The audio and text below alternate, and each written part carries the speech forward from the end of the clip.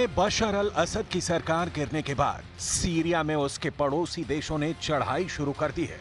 अब सीरिया में तुर्की और इजरायल के बीच होड़ सी छिड़ गई है कि सीरिया की जमीन को कौन कितना कब्जा कर पाता है।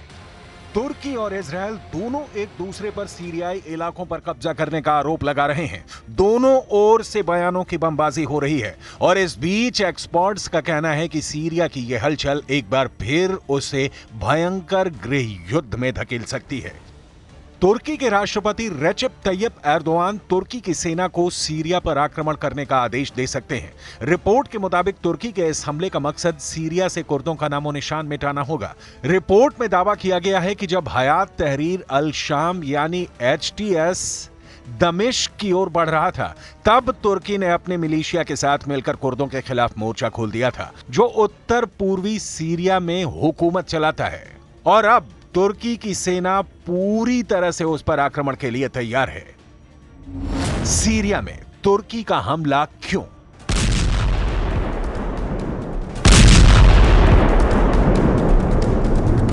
दमिश्क पर जुलानी का संगठन HTS काबिज हो चुका है। राष्ट्रपति असद के सत्ता से बेदखल होने के बाद HTS ने तुर्की और उसके मिलिशिया सीरियाई राष्ट्रीय सेना SNA के साथ हाथ मिलाकर कम से कम 3 जगहों पर कुर्दों के खिलाफ हमले तेज कर दिए। कुर्द सीरियन डेमोक्रेटिक फोर्सेज यानी SDF के शीर्ष कमांडर ने चेतावनी दी है कि अगर तुर्की HTS गठबंधन अपने हमले जारी रखता है तो देश खूनी गृह युद्ध के एक और दौर की ओर आगे बढ़ सकता है।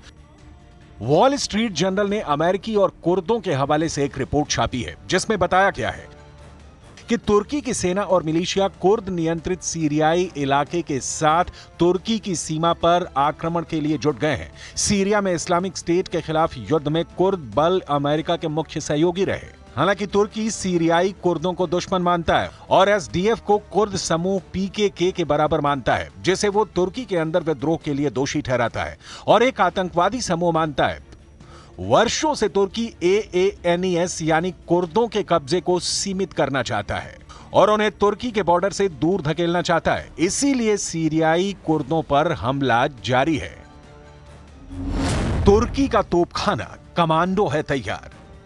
वॉल स्ट्रीट जर्नल ने यह रिपोर्ट वरिष्ठ अमेरिकी अधिकारियों के हवाले से छापी है, जिसमें बताया गया है कि तुर्की ने सीरिया के बॉर्डर पर अपने कमांडो और तोपखाना सहित अपने सेना और मिलिशिया को तैनात कर दिया है, जिससे लगता है कि तुर्की ने सीरिया पर बड़े आक्रमण का मूड बना लिया है। यह रिपोर्ट तुर्की और कुर्दों के अमेरिका की मध्यस्थता में हुए युद्ध विराम के टूटने के बाद आई है। वहीं फॉक्स न्यूज ने रिपोर्ट किया है कि तुर्की ने कुर्दों को बताया है कि युद्ध विराम समाप्त हो गया है और कुर्दों से कभी भी उनका युद्ध छिड़ सकता है। ऐसा इसलिए हुआ क्योंकि कुर्दों ने कोबानी को लेकर तुर्की के प्रस्ताव को मानने से इनकार कर दिया।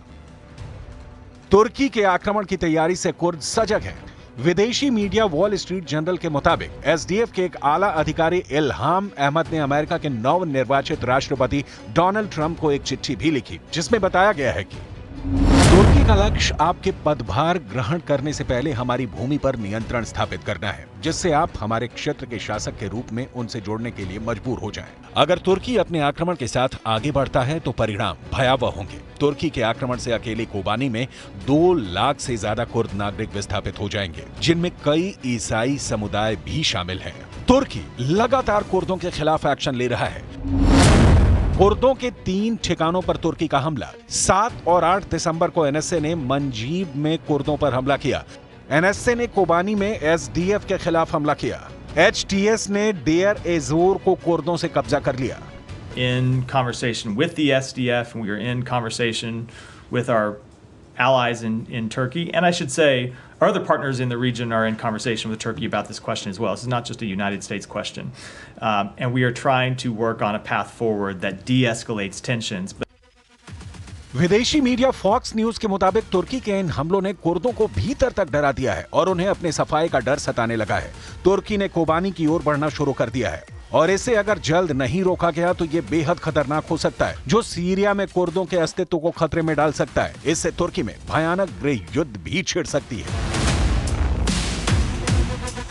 Understand the very legitimate concerns that Turkey has about the terrorist threat that the PKK poses. We understand the very legitimate concerns that Turkey has about the presence of foreign fighters inside Syria.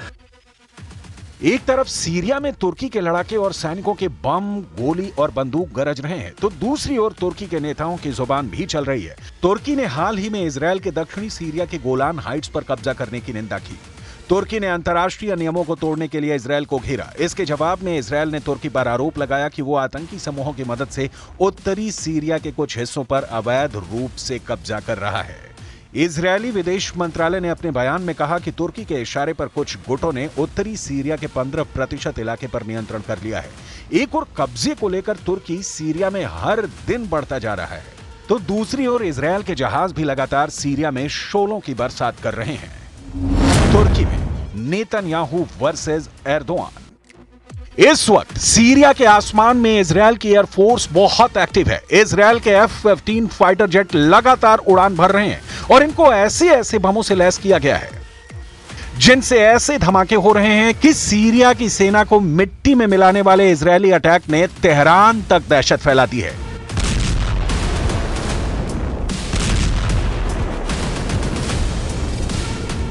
इन हमलों पर Jolani की भी मुहर लग चुकी है, क्योंकि Jolani ने ना इसका विरोध किया और ना ही इजरायल से युद्ध करने की ख्वाहिश जाहिर की है, बल्कि ईरान और हिजबुल्लाह को अपना सबसे बड़ा दुश्मन बता दिया है। تخوفات عندهم ان شاء الله البلد رح تنبني. الخوف كان موجود. النظام اليوم زاد الحمد لله. بالعكس البلد رايحه للاعمار ان شاء الله وراح الاستقرار الطويل. تعبت سوريا من الحرب فهي مو جاهزه ابدا لتدخل في الحروب ولا ناويه تدخل في الحروب اطلاقا. على العكس مصدر القلق كان فيها هو تواجد ميليشيات الايرانيه وميليشيات حزب الله ووجود النظام نفسه اللي قام بالمجازر اللي شايفينها انتم اليوم. इजरायल के इन धमाकों के साथ सीरिया में जुलानी का ऐसा तूफान आया कि उस तूफान में ना सिर्फ बशर अल असद की सरकार उड़ी, बल्कि असद की मदद करने वाले पुतिन और खामनेई का मजबूत खूंटा भी उखड़ गया। जुलानी ने सीरिया में ऐसा जाल फैलाया कि इस जाल में फंसे रूस और ईरान की सेना को सीरिया से भागना पड़ा। जुलानी का जाल बुनने वाले तुर्की और इजरायल इस वक्त बहुत खुश हैं। जुलानी का जाल इतना मजबूत बताया जा रहा है जिसकी जद में अब कई और अरब देश भी आ सकते हैं। डर है कि इसमें जॉर्डन के राजा किंग अब्दुल्ला भी फंस जाएं और जुलानी का अगला टारगेट जॉर्डन बन सकता है। खौफ सऊदी अरब में भी बढ़ चुका है। यही वजह है कि सीरिया में तख्ता पलट से पहले सऊदी अरब के क्राउन प्रिंस ने बशर अल असद की तरफदारी में कई बातें भी कही थी।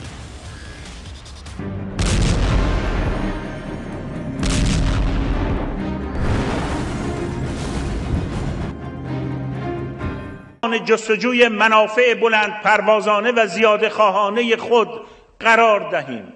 ما رفته بودیم تا اجازه ندهیم عزت مسلمانان تخریب شود. به محض اینکه نظام سوریه سقوط کرد دیدید چه اتفاقات ناگواری در حال رخ. सवाल ईरान पर भी है। आखिर जिस ऑपरेशन ट्रू प्रॉमिस को दोहराने की वो बार बार वार्निंग दे रहा है उसका क्या हुआ? खामेनेई और उनके जनरल इस बात से बहुत ज्यादा बेचैन हैं कि सीरिया उनके हाथ से निकल गया। बशर अल असद की सरकार ढह गई और अब उस जुलानी का सीरिया पर कब्जा हो चुका है जो कभी ISIS और अल कायदा का टॉप का आतंकी था। और अब इजरायल तुर्की और अमेरिका के इशारों पर खेलना शुरू कर दिया है। नेतन्याहू ईरान के इस दावे की तरफ इशारा भी कर चुके हैं।